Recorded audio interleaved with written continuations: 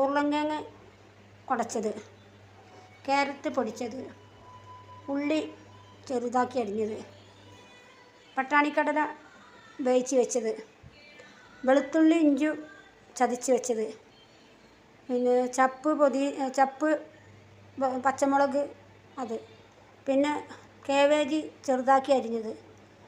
ഇനി ഇതൊക്കെ പാടൊന്ന് വേവിച്ച് ഒന്നെടുക്കണം, ഒന്ന് വാട്ടിയെടുക്കണം. എല്ലാം കൂടി ഇളക്കുക. ആടി വന്നിട്ട് വേണം ഇതിലേക്ക് പച്ചമുളക് വെളുത്തുള്ളിയൊക്കെ ഒന്ന് ഇടാണ്ട്. പിന്നെ ഇഞ്ചി വെളുത്തുള്ളി കുറച്ചത് അധികം ഇടണ്ട. ഞാൻ നന്നായി ഇളക്കുക.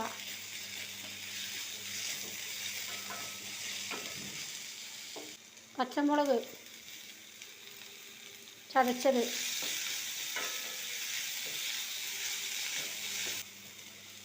കാബേജ് അരിഞ്ഞത്,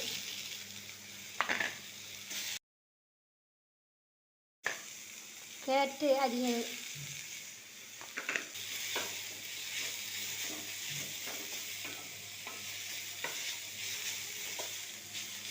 പച്ചക്കടല പൊടിച്ച് വെച്ചത്, ഒന്ന് വെന്തിട്ട് വേവിച്ചിട്ട് വെച്ചത്.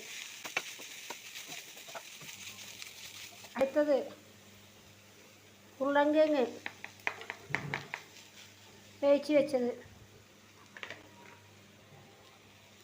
ഇനി അതിൽ കൂട്ടി കുഴക്കുക.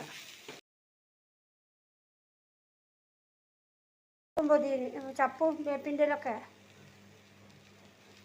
ഒരു നുള്ള് കോഴി മസാല, കുറച്ച് ഉപ്പ്, മുളകും പൊടി 1/2 സ്പൂണ്, മല്ലിപ്പൊടി കുറച്ച്,